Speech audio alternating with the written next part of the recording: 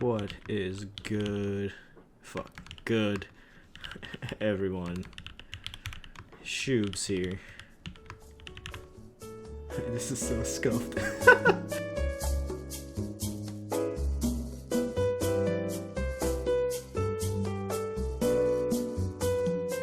What is good, everyone? Shoobs here. Today we'll be looking at this rectangle.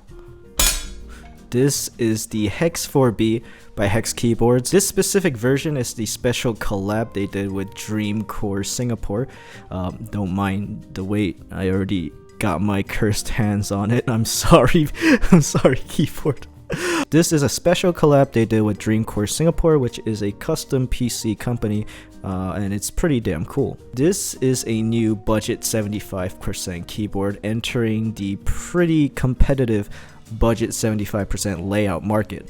A lot of beginners sure do love 75%. Well, I guess I understand, since it's a pretty nice middle ground from looking similar to a typical full-size keyboard without being too drastic of a change into something smaller like a 60%. 60% and TKLs are objectively the best layouts, by the way, and I will die standing by that fact. Well, anyways, how does this differ from the other 75s that are available? The two big boards being the GMMK Pro and the Keychron Q1. Well, first off, it's a bit more expensive, coming in at around 216 USD, or the original price is 295 Singapore dollars. Yes, Hex is a company from Singapore, hence the collab they did with Dreamcore Singapore. But shout out to all my Singaporeans that watch my videos. There's actually quite a lot of you, which is super cool. Additionally, unlike the two boards, which are isolation gasket mounts, this board will be, wait for it, plateless. Yes, plateless. If you have not tried plateless before, let me tell you right now, it's good. Like, really good. This is a hobby of preference, but I gotta say that my absolute favorite typing experiences have come from plateless boards, so it is extremely great to see. So how the plateless design works on the Hex 4B is you put these little O-rings on these mounting points directly on the PCB, which is sandwiched in between the top and bottom of the case. Well, a little bit more detail on the board itself. The Hex 4B will be ran from November 25th to December 25th with a price of 216 US dollars. It will be a unlimited group buy, meaning no first come first serve, no salt, and most importantly, no need to have a anxiety attack 1 minute before a drop, where you inevitably fat finger everything and choke at the checkout. It will be available in black, rose gold, and e-white. The purple Dreamcore color I have was a special limited edition one, so it will not be part of the public group buy. The kit will include the case, features a brass inner weight, which is really nice to see, PCB, gaskets, and a carrying case as well. Anyways, let's get to the build. Welcome to another episode of Shoobs Talks without a fucking script. I forgot to mention that the PCB is only going to be soldered, because hot swap, it just wouldn't be stable enough for a plateless board. Anyways, we're using the new Keychron X switches for the build. These are Loobedswitches 205 filmed with Deskies and are really damn smooth. Anyways, how you guys been? Thank you guys so much for 69k subscribers. Nice. I've been doing alright, catching up on more videos, grinding TFT. I'm Diamond 2, by the way. Master's dream is alive and well. Oh yeah, I forgot to mention, I watched Arcane, like all of it, 2 days ago. Holy shit, it's a masterpiece. It's masterclass. If you haven't watched Arcane, it doesn't matter if you played League of Legends and if you don't play League of Legends, and just go watch it. It's amazing. It's so fucking good. It's so good. But for the set, we're using GMK First Love. I was gonna put Frost Switch on it, but then I realized I put Frost Switch in like the last two builds that I did, and I was like, it's getting a little bit too old, so we're putting First Love, and I think it looks pretty damn good. Well, here is how the board is looking quite nice actually.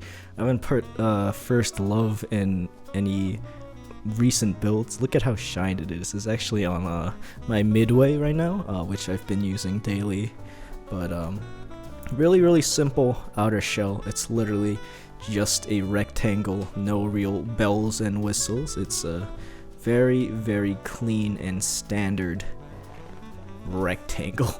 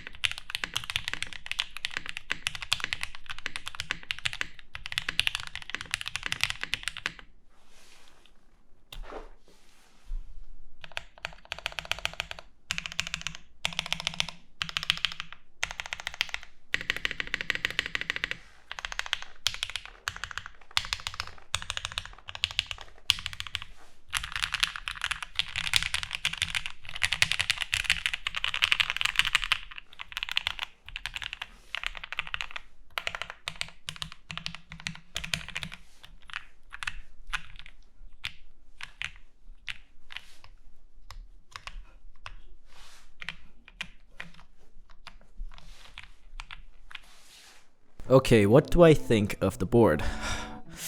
I'll just come out and straight up say it, it's absolutely phenomenal for the price. This feels and sounds like a banger. Now, the GMMK Pro comes in at $170 and Keychron Q1 at $150 for the bare bones versions, so the Hex 4B is indeed quite a bit more expensive for sure. Now, is that price difference worth it? I don't usually say a concrete sort of answer, but this time around I am going to say yes, it is worth the price 1000%. Now, this is still up to preference though, like goddamn everything else in this hobby, but if you guys still haven't figured it out, I like a softer, bouncy, and overall flexible typing experience, and this board literally excels at all that and absolutely smokes the other two in that department. The Keychron Q1 is indeed flexible. It is almost as flexy as this board, but it lacks the bounce.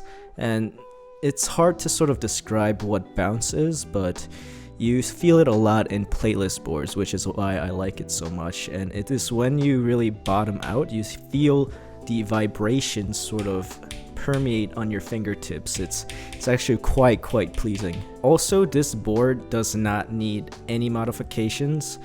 This isn't built with any foam or any mods or anything like that. This is just straight up how it is right out of the box. This is a true plateless experience. When you bottom out, you feel all the vibrations reverberate on your fingertips and spread throughout the board, and that is why I love plateless so much. I highly recommend those that want to delve deeper into the hobby to try plateless at least once, because you'll see what I'm talking about and it just feels really great. However, one of the cons of plateless is that this might not be what everyone is looking for. Too much bounce and vibrations can be fatiguing after a while, and you might get sick of it if you're typing on it all day. However, this is just my opinion and from my personal experience, because although I really love plateless, after using it like 8+ hours for a week straight, I do get a little bit tired of it. But that statement can, you know, be put on any keyboard really, because you do get a bit tired of one sort of style of keyboard after a while. As for the look of the board, it is very simple. It is literally a rectangle.